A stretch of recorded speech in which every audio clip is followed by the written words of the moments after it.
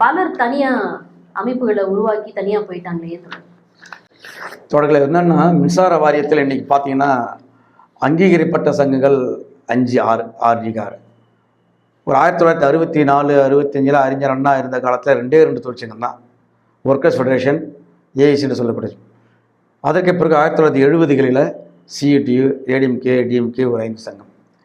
அதற்கு பிறகு இப்போ சமீபத்தில் தோழர் ஐக்கிய சங்கம், எம்ப்ளாய் ஃபெடரேஷன். இப்போது ஒட்டுமொத்தமாக 6 அங்கீகரிக்கப்பட்ட சங்கங்கள் இருக்குது.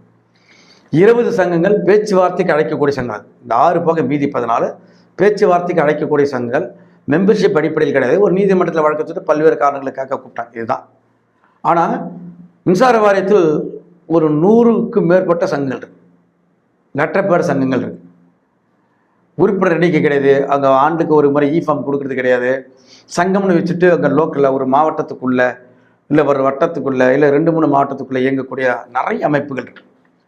இப்போ கேங்மேன்கள் நான் ஆரம்பத்தில் கூட சொன்னேன், அவங்க ஏன் தனியாக போகிறாங்க அப்படின்னு சொன்னால், ஃபாஸ்ட் ஃபுட்டு மாதிரி, துரித உணவு மாதிரி, உணவை வீட்டில் சமைச்சு சாப்பிட்றது எப்படி சுவையானது மட்டுமல்ல உடலுக்கு கேடு இல்லாதது. ஆனால் இவங்க நினைக்கிறாங்க ஃபாஸ்ட் ஃபுட்டு மாதிரி சாப்பிட்ணுன்னு நினைக்கிறாங்க. ஒரு மிகப்பெரிய தமிழக அரசுடைய நிறுவனம் மாதிரி மிகப்பெரிய நிறுவனமாக மின்சார வாரியம்.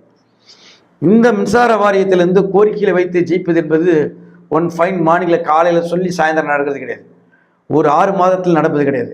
ஒரு கோரிக்கை மின்சார வாரியத்தின் கவனத்திற்கு, அரசின் கவனத்திற்கு கொண்டு சென்று ஒரு முறை இல்லை, பல முறை, 1 மாதம் இல்லை, 3 மாதம் இல்லை, பல ஆண்டுகள் சொல்லி அந்த கோரிக்கையை கனிய வைத்து வெற்றி பெறுவது என்பதுதான் வரலாறு.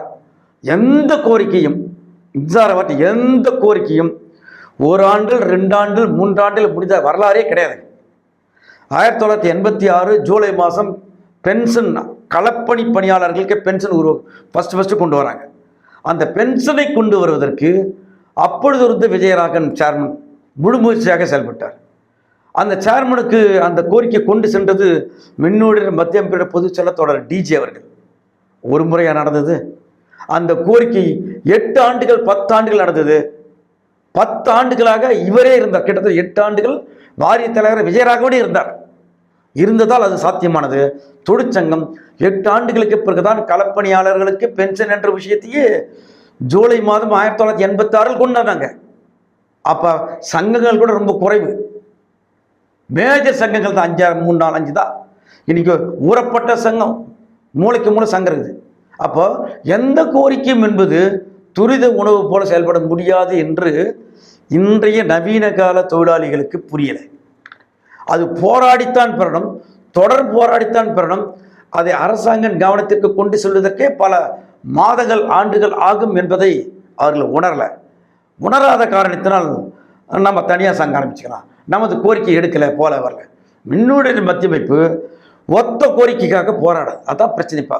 கேங்மெண்ட் பணியாளர் நம்மக்கிட்ட கொஞ்சம் கேப்பு விழுந்ததுக்கு ஆரம்பத்தில் காரணம் என்னென்னா, 2021 நம்மோடு இருந்தார்கள், 2022 நம்மோடு இருந்தார்கள், 2023 கொஞ்சம் பேர் லைட்டாக கொஞ்சம் பேர் தான் வெளியே போனாங்க. போனதுக்கு காரணம் என்னென்னா, அவர்களுக்கு கள உதவியாளர் என்ற ஒத்த கோரிக்கை வச்சு போராடணும் அப்படின்னு நினைக்கிறாங்க. அப்படி சீட்டு சங்கம் செய்ய முடியாது. சீட்டு சங்கம் அனைவருக்குமான தொழிற்சங்கம், அனைவருடைய கோரிக்கைகள் உள்ளடக்கிய தொழிற்சங்கம். அதில் உங்களை பிரதானப்படுத்தி செய்ய முடியுமா என்பது தான் கேள்வியாகிறது. நாம் கேங்மனுடைய கோரிக்கை என்பது 10 கோரிக்கைகளோடு 10ஓடு 11 வைப்பீங்களா? எங்களோட தனியாக வைக்க மாட்டீங்களா? தனியாக வச்சா கேட்டகிரி சங்கம், தனியாக வச்சா அது வேறு மாதிரி சமூகம் சார்ந்த ஒரு சங்கம். நம் கேட்டகிரி சங்கத்தையோ சமூகம் சார்ந்த சங்கத்தையோ எந்த காலத்தில் நம்ம ஏற்றுக்கொள்வதல்ல. அனைவருக்குமாக போராடுகின்ற ஒரு அமைப்பில் அனைவருக்குமான கோரிக்கையை வைத்து போராடுவோம், கோரிக்கை வைப்போம். அக்ராஸ் த டேபிள் டிஸ்கஷனில் எந்த கோரிக்கை சாதகம் இருக்கிறதோ அதை வலியுறுத்தி வற்புறுத்தி பெறுவது என்பது அது டாக்டிக்கல் லைன். அதான் இப்போ பண்ணியிருக்கோம். அப்போ சிலர் விலகி சென்றது என்பது அவர்களுடைய அறியாமை, சிலர் விலகி சென்று தனியாக நிற்பது என்பது அவர்களுக்கு புரியாத கோளாறு, இளம் பருவத்தில் செய்யக்கூடிய தவறு. அவர்களுக்கு காலம் உணர்த்தும். சீட்டு சங்கம் சொன்னது எவ்வளவு பெரிய உண்மை என்பது அவர்கள் உணரும் காலம் வெகு தொலைவில் இல்லை. உணர்வார்கள் என்று நம்ம நம்புகிறோம்.